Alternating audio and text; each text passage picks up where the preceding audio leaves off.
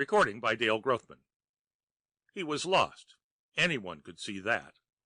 But she had no idea how entirely lost he was, nor why. Spoken for by William Morrison. Half of Jupiter's great disk and most of the other moons were below the horizon when the man stepped out of the airplane and changed her life. As far as Carol Marsh was concerned, he was ordinary enough in appearance, and she wasn't ordinarily attracted to ordinary men. He was slightly over medium height. His features were not quite regular, and he had a deep tan over what had started out as a sunburn, so that she decided he had misjudged the strength of the sun on some planet with a thin atmosphere. She frowned as she watched him look around. She was annoyed by the fact that it took him almost a minute to get his bearings and realize that she was, first, a human being, and second, a girl well worth a man's attention. Even the troubled expression in his eyes was something she held against him. A man shouldn't look troubled. A man should be confident, self-assured in a manner that also assures the girl he spoke to. She remembered back on Earth, John Burr had been completely self-assured. It was startling to realize that it was with this newcomer, whose appearance she had every reason to dislike, that she had fallen suddenly and completely in love, as suddenly and completely as if she had fallen off a cliff.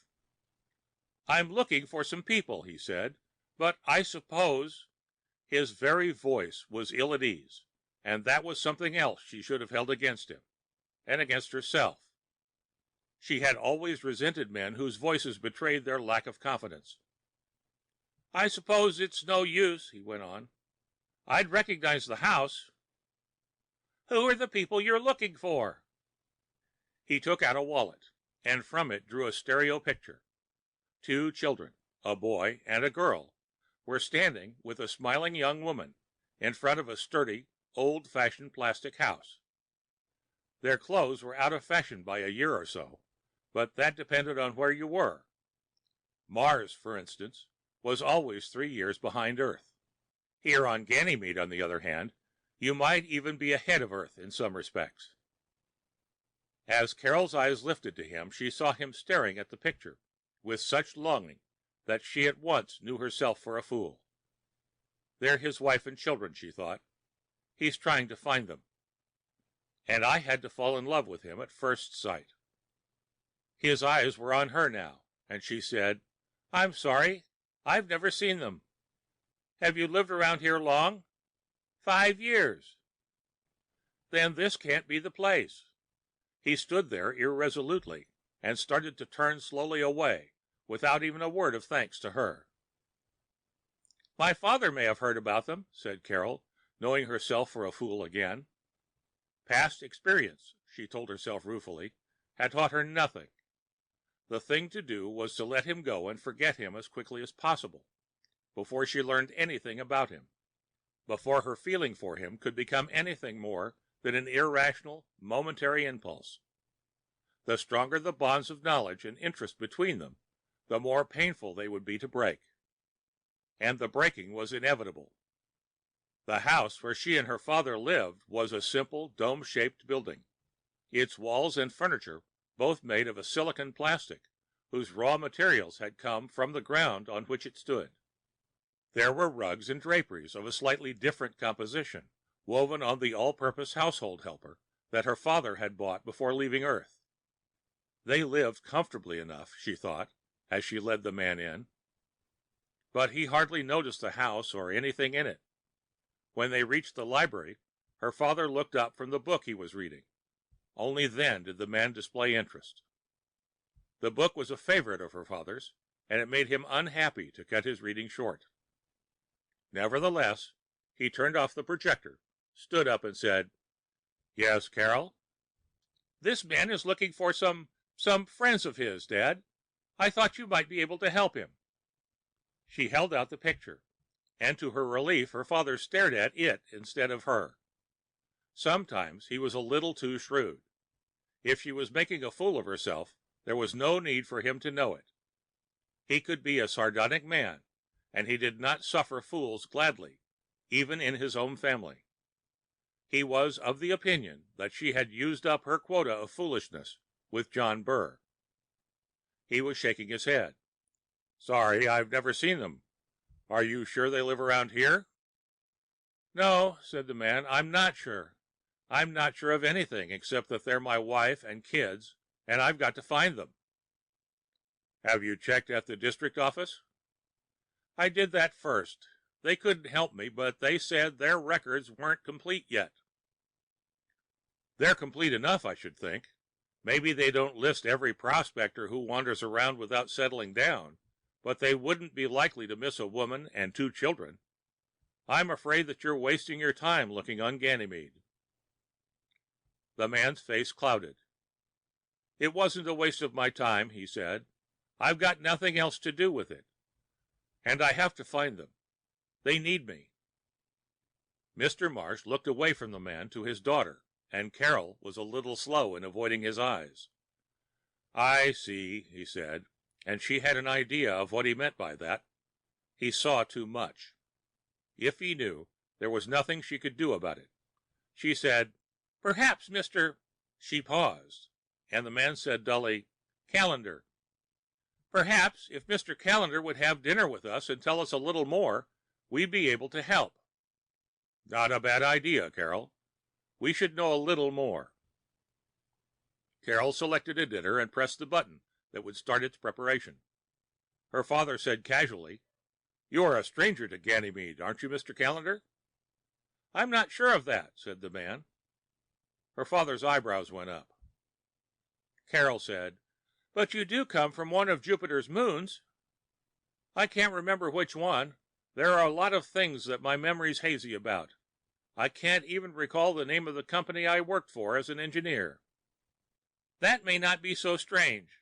I find difficulty remembering the school where I taught on Earth. PS 654, wasn't it, Daddy?" "PS 634, Mr. Marsh corrected briefly.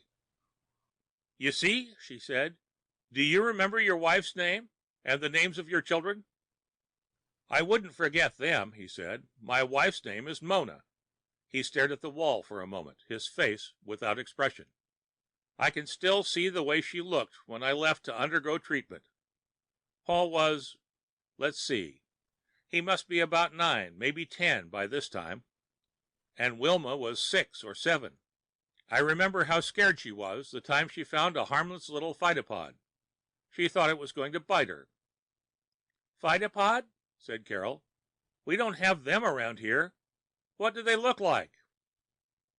"They're small and furry and have 2 feet that look like roots. When they stand still, you're likely to mistake them for plants." "Do you recall some things?" said Carol. "Little things that don't tell me where to look. I remember the time we went on a picnic. I don't recall how many moons there were in the sky, and the ground began to shake. It didn't do any damage, but Wilma was terrified. Paul took it in his stride, though." "There aren't any earthquakes on Ganymede," said her father. "If your memory of that is correct, you're looking in the wrong place." "I suppose so," he said.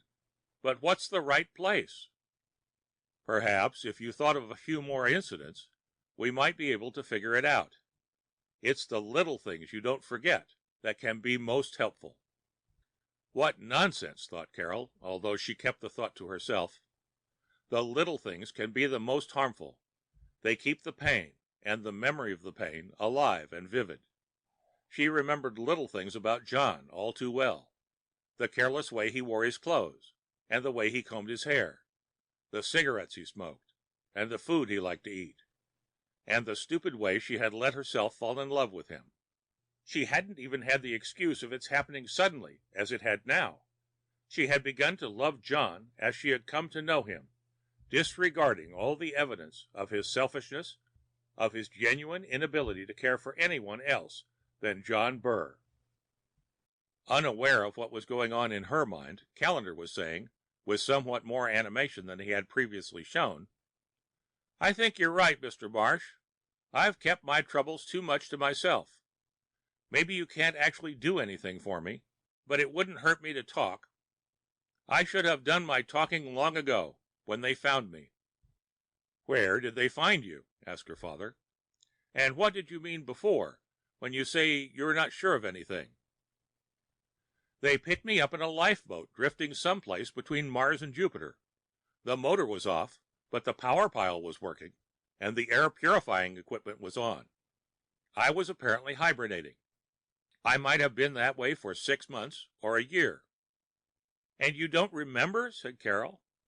There's plenty I don't remember, but as I've said, my memory isn't completely blank. My wife and I and the kids had settled down in a new colony. Exactly where it was is one of the things I forget. I believe now that it wasn't Ganymede. Maybe it was some other moon of Jupiter's. Anyway, I seem to recall having some trouble with my health and being taken into an interplanetary hospital ship for treatment. L treatment, they called it. That's where they put me to sleep. What happened after that, I can only guess. The ship must have been involved in some accident. I must have been transferred to the lifeboat. Alone? Asked Carol's father. No, there were 2 other patients with me. They were found dead. I was the only one left alive. The bodies of the crew members who transferred us weren't found at all. They might have gone back for more patients and then been unable to get away again. Who found your lifeboat? The crew of a freighter who spotted it drifting across the space lane. They took me on board and revived me, but they were in a hurry and didn't have much time to stay and investigate. Mr. Marsh was thoughtful and silent. Carol asked, weren't there any records in the lifeboat? Nobody thought of that, at least not in the beginning. At first, when I regained consciousness, my mind was almost a complete blank. Then I began to remember things, but not enough. I couldn't recall where the colony had been, and after I had recovered enough to be able to get around, I began looking for my wife and children. I haven't come across a trace of them, although I've been on many worlds. The food had long been ready and waiting. Until now, no one had thought of getting it. He stared as if through the wall at Carol after she had set dishes before him, had to remind him of their presence. When he did eat, it was automatically, without enjoyment. Afterward, her father surprised Carol by saying, why not stay with us overnight, Mr. Callendar? We have an extra room, and tomorrow I'll be able to give you a little helpful information. The man's eyes came alive. You're serious? You think that from what I told you, you'll be able to guess where I came from? I used the word might. Don't get your hopes up too much. His face fell again. Thanks for warning me, he said in a flat tone. When, later on, he had gone to his room, Carol said, Dad, do you really think you can help him? That depends on your idea of help. Why are you so interested in him? Perhaps you've fallen in love with him, Carol? I think so. Under the circumstances, that would be completely idiotic. Would there be any sense in asking why you fell in love with him? Well, he looked so lost. I think it's maternal. As genuine a case of grand passion as I've ever encountered, he said dryly. Almost as genuine as your previous experience. Carol flushed. He isn't like John. Fortunately, you're right. Burr was essentially a selfish baby. I can't imagine him spending his life looking for a wife and children he had lost. In future, Carol, if you must fall in love at all, do it suddenly. You choose much better that way. Yes, I know, she said, except for the fact that the wife and children may interfere. But don't worry, Dad. This time I'm not quitting my job and moving several million miles away to try to forget. There'll be no need for that. His face took on a troubled expression. You'll have to face your problem right here. You haven't answered my questions, said Carol. Do you really think you can help him? That isn't an easy one to answer. We'll have to prepare him for the shock, Carol. A first-class shock. That's why I wanted to be sure you were in love with him. It may make things easier for him to stand. What things? Her father hesitated. Have you ever heard of the L treatment he mentioned? She shook her head. I thought not, Carol, he said. His voice was unexpectedly full of compassion. You're going to have a very sick man on your hands. It won't be pleasant for either you or me, and it's going to be horrible for him. But it must be gone through. He must be told. For heaven's sake, what is it? The L in L treatment, he said slowly, stands for longevity. That was what he was treated for. But you see now why it was found to be dangerous and discontinued. The reason you never heard of it is that it was developed and discarded 200 years ago. Callendar wasn't adrift in space for a year or two, as he thinks. He was adrift for 2 centuries. No! Oh, no! That's why the clothes in those pictures seemed odd. They've been in style and out again half a dozen times, with slight changes every time. That is why, furthermore, he can't find his wife and children on any of Jupiter's moons. The moons were first colonized 90 years ago. But he says he'll never see his wife and children again. They've lived their lives and died and been buried in the past. He should have died with them in his own time, and not lived in ours. No, said Carol, or I'd never have known him. She was white and trembling, and her father pulled her to him and let her head rest on his shoulder. Mr. Marsh said, Perhaps you're right. I don't know. Anyway, he'll have to be told. And for your sake, I'd better do the telling. Carol was silent, and they both thought of the sleeping man who didn't know that his old life had ended, and that a new life was to begin so painfully in the morning. The end of Spoken For by William Morrison.